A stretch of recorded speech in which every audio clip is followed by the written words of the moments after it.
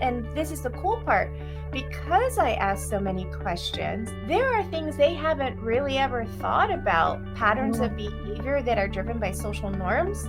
And when they start really thinking about it to provide me with the information, they themselves start questioning, yeah, why am I doing that?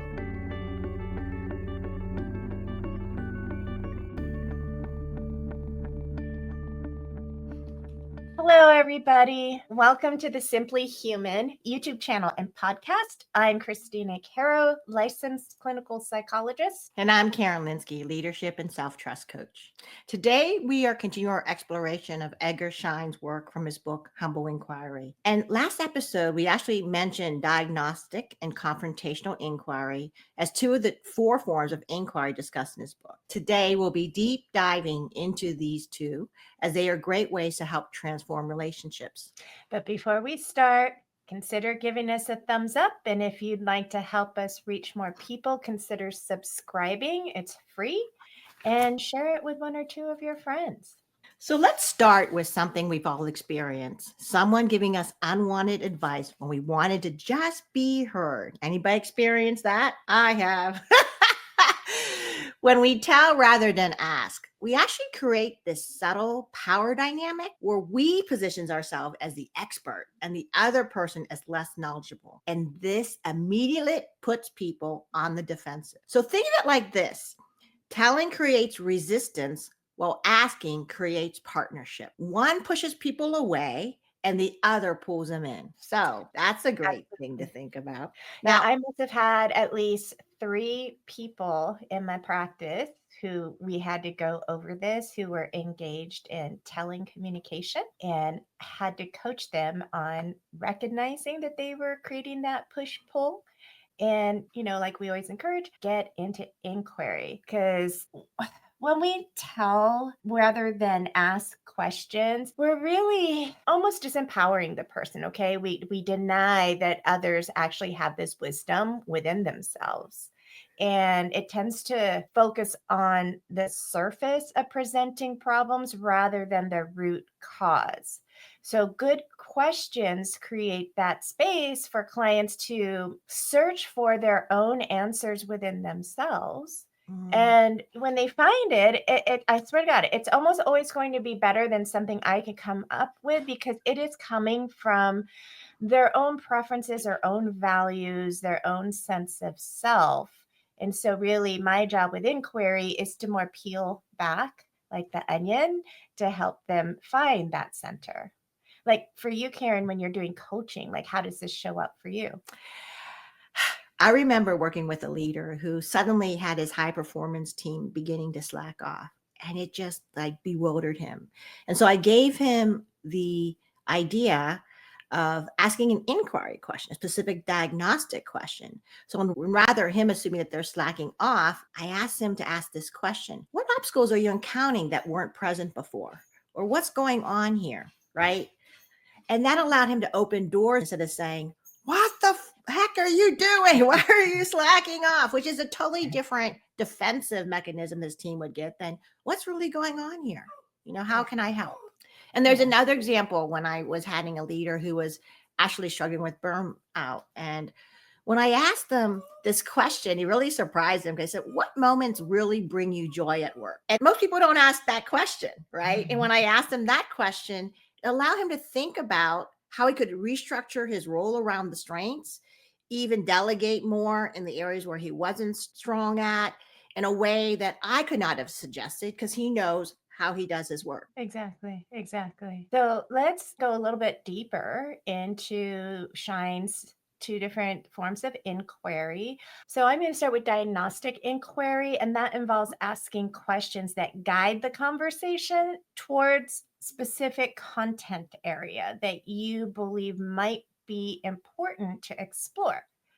So it's more directed than humble inquiry, which really comes more from that beginner's mind and open-ended questions, but it still centers on the person's experience. So, for example, in everyday life, instead of asking your partner, how was your day, which is just that open-ended question, and often what you're going to get is Fine. perfunctory. Fine. Yeah, fine.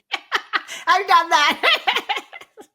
But say what you say the reason you're asking this is, and I hear this a lot, is you're sensing a mood, right? So there's something going on in your brain going, oh, there's something going on here. So you could just ask that, oh, how was your day? Super open ended, get fine. Or you focus in a little bit more. You're trying to diagnose or you're trying to understand, like, what is this mood that I'm seeing? So you might say like, "Hey, how did that big presentation go today?" Like I remember working with a client who was really stressed out about this presentation that she had to have, and that stress carries over to home.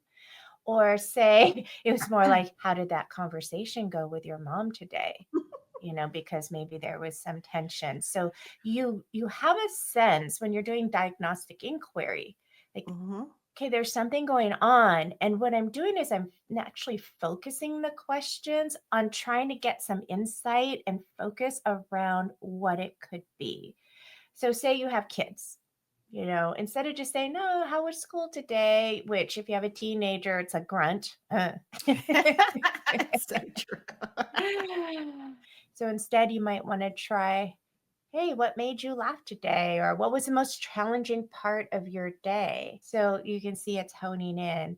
Or in my practice, I might say, how are you feeling about blah, blah, blah, which is more that open ended question. But if I know that we're working specifically on anxiety or a situational stressor, I might Mhm. instead say, hey, how did that anxiety show up in your body when you were giving that presentation? So Mm. I'm trying to maybe find out, were they tensing and clenching up and they weren't realizing that? I'm trying to identify and diagnose what the problem actually is with more specific questions. So I like to actually think of diagnostic question as just like a flashlight in a very dark room. And what you're trying to do is really illuminate specific areas to get a clearer picture of what's happening. Mm. And so, why these questions are so powerful, it shows you're paying attention to what matters to the other person. And then it also allows them to focus on the conversation because they could be distracted and all the other on areas that might reveal important insights. Right, right, right. So I think that the beauty of the diagnostic question is that it helps cut through things that are like more vague complaints. I Mm, have this a lot. Clients will have really abstract description of some stressor they're dealing with. And so I always have to ask them, it's like, okay, can you give me a specific example of how this shows up? Because I can't really work with these vague descriptions. I can't identify what the problematic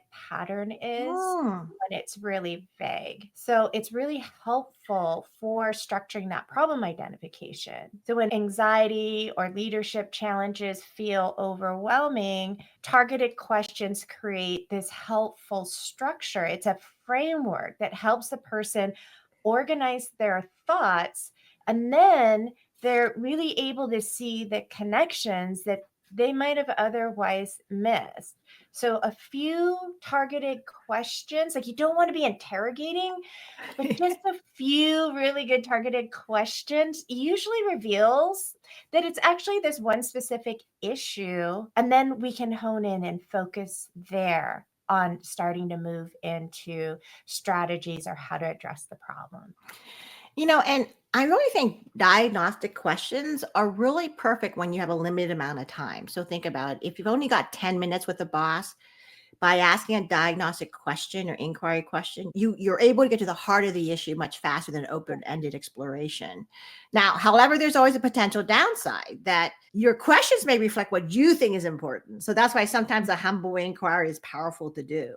And you actually might miss what's actually important and significant to the other person. So that's why it's good sometimes, like I just mentioned, to start with more open questions before narrowing it down. My rule of thumb when I'm using diagnostic questions is when you need clarity and focus. That's the best way, but be ready to shift if you sense you're heading down the wrong track. And that's the whole point of Yeah. inquiry because the diagnostic gives you a way, but then you may have to shift and it's okay. You could shift down to Yeah. another one, but that's the whole point because inquiry allows you to connect better with that person. Right. Right. It also it validates the other person's experience when Mhm. you actually are using questions to demonstrate that we understand their world enough to Yep. ask meaningful questions. And there's a recognition that happens when you're asking questions that are helping to name what they're experiencing. Like, for example, it would be like, does it seem like this situation tends to happen when your blood sugar is low? That's a Oh, yeah, diagnostic. yeah, yeah. So it's getting, I noticed that, you've mentioned that it's in the afternoon when you're losing your energy, you're losing your focus, you're feeling more irritable. So now I'm really reflecting back to them what they've been telling me. And now I'm using inquiry to link it to a probable cause, a theory, but I'm inviting them to feel whether or not they have that aha, right? They have that resonance or they feel that connection within themselves. So this is important. What Karen just said, like we need to be mindful of how our experiences and our personal biases, it might limit what we want to explore. And if anybody watching this happens to be a therapist, this is key. If you have not done your own work, you will unconsciously avoid asking questions in areas where you yourself are uncomfortable or you Mm. yourself haven't resolved issues or you maybe haven't explored some of your biases. For example, like we talk a lot about neurodivergence. If your bias is that, say, ADHD is a disorder, or what we're seeing lately, the autism is just a disorder, then, when I have a hammer, everything looks like a nail. So I'm only going to be asking questions about, well, how long is the nail? How sharp is the nail? Is it a rusty nail? Is it a new nail? Is it a galvanized nail? Is it a wood nail? Is it a finishing nail? I'm only asking about nails because I have in my mind, like, oh, I have a hammer, this is a nail. And that's a bias. But when I have a broader perspective, I'm like, okay, tell me about it. What does it look like? Like, do you think this tool would be helpful? Have you tried doing XYZ? So it's really important that we have our own self work to look at our internal biases to be effective at any of these inquiry approaches, because that blind spot will definitely get in the way. Yeah, I remember when I went to get my master's in organizational development, and one of the things they said, and I realize this as a coach to any therapist or coach or any consultant, anywhere when you're advising people or coaching people, Yeah. they really said you have to make sure that you understand your own experience and personal biases because otherwise you're getting in the way, right? And when they said that was just so powerful. Like every time when I go into the room to coach or facilitate, I have to just take that breath and just say, okay, this is about them, not about you.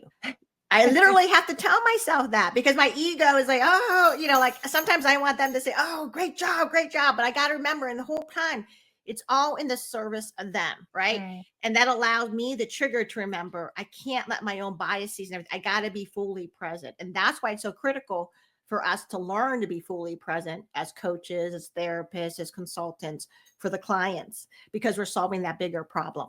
Yeah, and we're not necessarily saying that. I don't know about it in facilitation, Karen's, but I'm not necessarily saying like you can never bring your own experience Oh, I forward totally agree. in guiding your inquiry. It's Mhm. about being aware and then owning it. So I might say, hey, this may be totally mine. I'm wondering if, and then do a diagnostic question that maybe Love is that. coming from my own experience of being an autistic person, say. I And love I that think this is clarity. right. Yeah.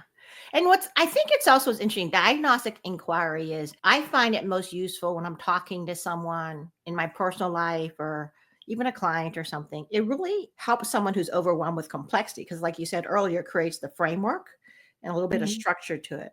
So when you're navigating a difficult conversation, just having that diagnostic inquiry helps it, right? Or even when you're trying to implement the org change, like I always hated the word resistors, right? Change resistors. And we have to do something about them. All you have to do is talk to them, do a diagnostic inquiry with them. It's just, and I hate that word resist because they're not resisting.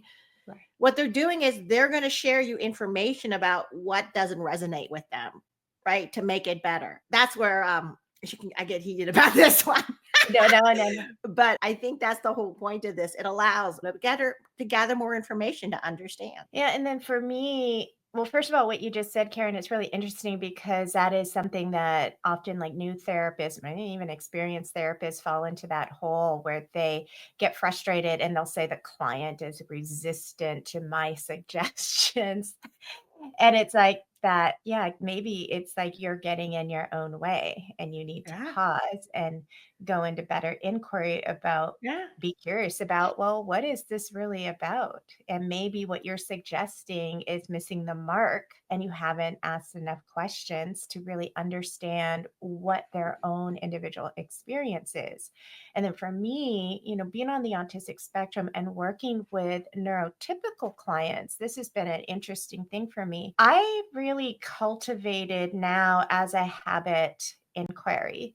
When I learned about autistic spectrum, particularly the social communication aspects of it, where my brain doesn't have the same wiring for either recognizing or storing social norms, social Mm, expectations, things that go into the background for neurotypical people. When they're describing their experience, I have to ask a lot of questions to really hone in because I can't make assumptions. Is I really don't understand the experience of these social norms. I don't understand when they happen, why you have to pay attention to them. So I have to go through and ask all of these questions to find out from their perspective what is it that they are navigating, because honestly, from a humble perspective, I just don't have the ability to know what that is without my client really being specific and describing it to me. And this is the cool part, because I ask so many questions, there are things they haven't really ever thought about, patterns of mm. behavior that are driven by social norms. And when they start really thinking about it to provide me with the information, they themselves start questioning, yeah, why am I doing that? And sometimes they realize it's not serving them. And then they can say, like, yeah, why am I doing that? And they can drop it and make a real change and a real shift in their lives. So using inquiry really can open up this whole area of awareness that just doesn't happen when we are in the expert telling mode. I love that. I mean, I like when you just said that because it's like you're offering them a new lens Mhm. to see that situation differently. Because sometimes you do it habitually, right? You don't even know that you're thinking like that, right? And I love that because you're creating that new lens. That's the difference from giving advice, that you're still framing it as a question, which invites the person to consider the idea rather than defend against it. Right, absolutely.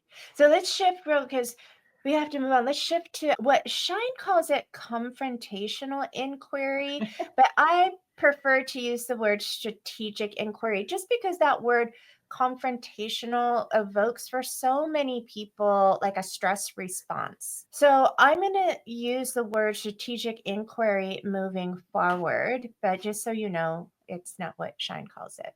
So this isn't really about being argumentative, okay? So it's not confrontation that way. It's about Exactly.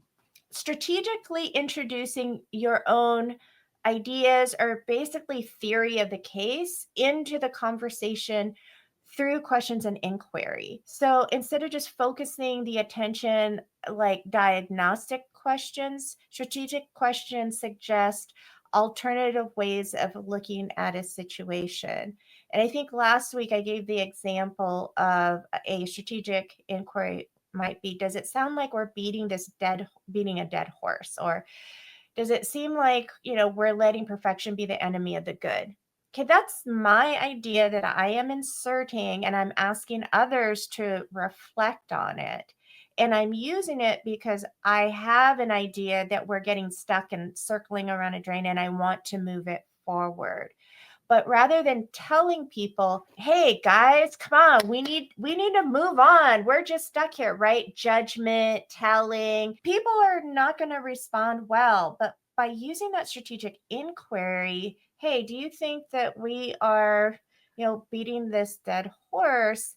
It allows other people the autonomy to reflect, use their own judgment, and decide whether or not they agree or they don't agree. Maybe they agree and you're like, oh my God, yeah, that's what we're doing. Or maybe it's like, no, listen, we haven't really clarified this piece. And now maybe that focuses the conversation. So this is a really important skill to use to help move a conversation forward and bring awareness to, like, maybe people are stuck on something, or maybe there's a perspective that they haven't considered. And it's a way that's different from telling that can help them think in a bigger picture. So, Christina, those examples you just gave is the perfect examples of use in the workplace. Are we beating a dead horse? Because that's what happens in meetings all the time, when we should just want to bring that ability. Are we moving on? And then, like you just said, the group gets to decide. I'm not deciding, I'm just making people aware. So I love that example. So when used skillfully, strategic questions can make those aha moments, as we talked about earlier, where someone suddenly sees their situation in completely new light. It's fantastic for introducing new perspectives without triggering defensiveness. Saying, have you considered, feels very different than when you hear the words, you should. So I've seen incredible shifts when people actually consider a perspective they hadn't thought about before. Like the manager who finally understood that her team's resistance, like I told you earlier, was actually their attempt to contribute to what would make this change work. Yeah, but you have to be careful, because even when you're, being really careful about your phrasing, strategic inquiry can still trigger defensiveness. And there's a real close association between strategic inquiry and what's called leading questions. I mean, it's kind of the same thing. Um, if you don't have that trusting relationship, then that defensiveness can still be there. Or if you're actually using this for a manipulative agenda, then you have to be really cautious about that. Like, people will pick up that they were manipulated. So timing really matters. The quality of the relationship matters. The trust account that you've built up with people matters. And, like, for example, I tend to only use it when I have established like a good working relationship and people know that my intention is in service, is positive, because their receptivity is there. So just be cautious. So let's wrap up with some simple ways of starting to practice these inquiry questions. So we'd ask you to challenge yourself to transform 3 telling statements into inquiry questions, whether it be diagnostic or confrontational inquiry questions, so that you can actually begin, of course, to practice this. So a simple framework could be even something like, I'm wondering if, or what if, followed by a gentle alternative perspective. And after these conversations, you just take 5 minutes to reflect. Which questions seem to create the most insight or energy, and what might you try differently next time?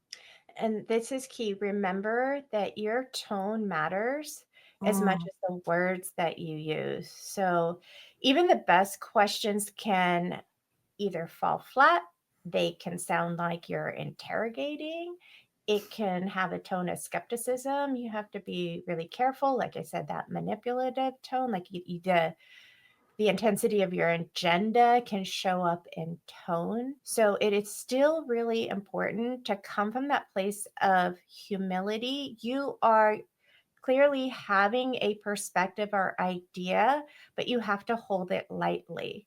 That's how you have that humility still and are able to bring that idea forward, that is really inviting the opportunity to genuinely reflect. You're still conveying that you have respect for the other person's autonomy. And finally, be patient. So, learning how to develop good questions and to plant seeds, that takes time. It takes time to develop this skill. We highly recommend you actually get the book, Humble Inquiry. You can get it in an audio format, which I find to be really helpful. And the most powerful insights, it really comes sometimes a lot later. Like when you use these inquiry forms, sometimes it's not the aha in the moment. you ask these questions in a way that sometimes what I call planting seeds. I was just talking to Mhm. someone about this last night. And then it might be a couple days later that that seed starts to sprout and the person's been noodling on it in the background and they don't even know.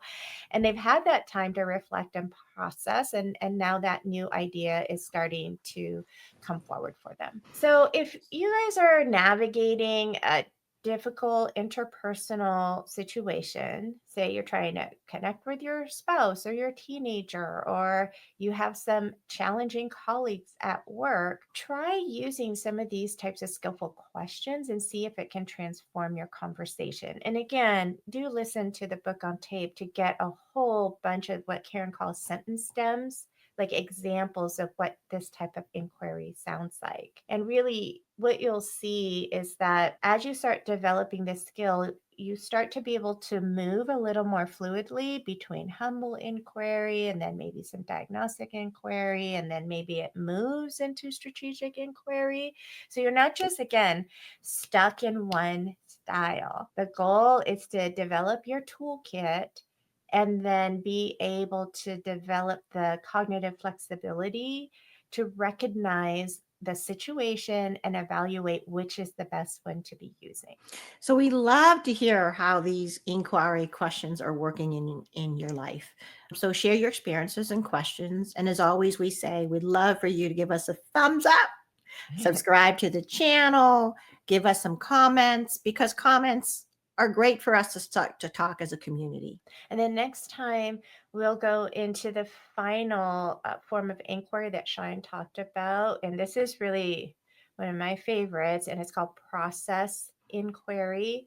And it is so effective in transforming how we talk to each other and Mhm. moving out of common patterns of escalation into conflict into learning to pause and refocus on prioritizing the relationship. So stay tuned for that episode. And until then, guys, like we always say, stay curious and stay kind, and we'll see you next week. Bye, Bye. y'all.